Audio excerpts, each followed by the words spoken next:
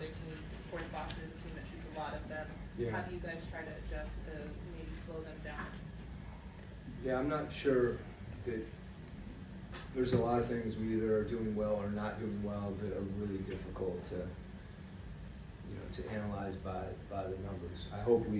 I would trade us protecting the paint for not contesting threes, but I want to contest threes and I want to keep defending, protecting the paint. So I think as much as anything, the evaluation that is most pertinent now is, what we see on film. And what you see on film against Boston is, they're shooting them and shooting them quickly and shooting them in high volume. And that's a big part of the game. They put you in difficult positions in isolation where you have to help, and they punish you for that with some guys that not only are good shooters but shoot it quickly. Peyton Pritchard, for example, playing 25, 26 minutes a game, they're shooting 10 threes a game. And that's, so they know who they are, it's part of their identity, and they're really good at it. And you're obviously not going to be able to take them all away, but I think if you can get them to at least be contested, that's the key. Q, over here. A lot of positives from last night's game, especially defensively in the second half. What were you hoping to take from last night's game as a carryover into tonight's game?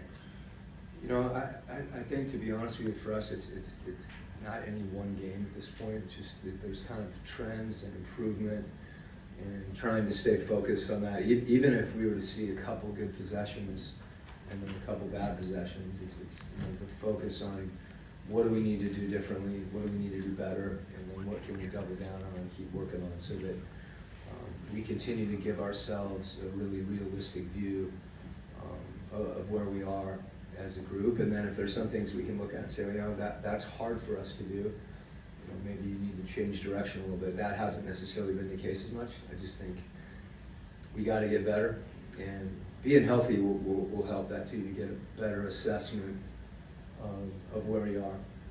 But we're seeing some trends defensively that we want to continue, and by no means, the worst thing you can do is, we played good defense last night. That's kind of what it is, because every game obviously is really different. But I'd like for us to do a better job on the defensive glass. We still aren't hitting people as much. Our contests are inconsistent. Sometimes games like this help you, get better in those areas. But I do think we're helping each other in terms of rotations and getting more connected, and we're getting back. And I say that, and we'll see what happens tonight. Coach, how big has it been that players like Keaton and Garrison have been able to step up with all the injuries? Yeah, those guys to me they're examples of the development component in the program. If you just watch tape of Garrison 2 years ago and the things that he's doing differently as far as how he's, putting the ball on the floor, not, one or two dribbles because people are chasing him and then passing the ball. Keaton's been in our program. He was banged up last year, but those guys are being trained both in conceptually what we want to do as a team, and there's just a huge investment. I point to my coaching staff. They're in there every day with those guys, and Keaton and Garrison and others are in there, and they're working on things I think that can help them, so that when they do have these opportunities, they're prepared. And as a coach and for their teammates, that gives you confidence knowing the work that those guys are putting in. Celtics like the 5-out 3-pointers everywhere. With Brown out, Cornette in, Cornette doesn't shoot them. How much does that change their attack? They have an identity as a team, regardless of if Jalen's playing, Cornette still plays, they can still play big. So there's some versatility there for them. Certainly, it's one less shooter on the floor, without Kristaps as well.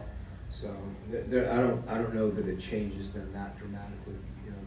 That you still have to deal with a lot of the same things that they use to put pressure on you that free up those shooters. But certainly, as you said, you wouldn't discount Jaylen Brown being out. He's a heck of a player and someone I have tremendous respect for. Hugh, after the first 2 games, it seemed like Jaylen has found a better rhythm in the last 4. What would you attribute that to overall? He didn't start out the game with a great rhythm the other night. And to the point of Glenn, I think his ability to recognize what are the things, not just for him personally, but in a given game, that are available to him. And not defining himself by whether the ball goes in the basket. He had a great game last night. I think he was 0 for 4 from 3. My thing, just take good ones, and make plays for other people, and make the right reads. And success, Jaylen needs to, because he's so unique and so versatile, he has to be sure, and we have to help him with this. I have to help him with stuff we talk about. He has to define success differently than a lot of people do in this league. And the challenge is, and the risk is, that you accept other people's definitions of what success is. And that to me, it's not that those things don't matter, but the arc of Jaylen's career, is more variable than that. Right now, he had a possession where he was great defensively. Success is being in a stance.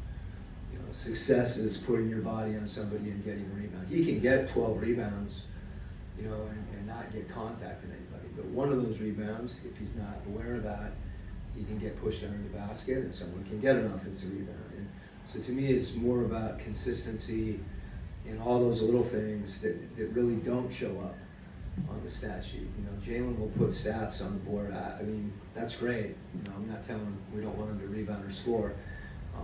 But his ability to push the ball in transition, he had a pass the other night where he just caught it with one hand and slung it to the corner and got a guy an open 3. That shot might not go in, so it doesn't show up as an assist. But those are the plays that he has to continue to make. And the neat thing is he's committed to that. He sees the big picture for himself as a player.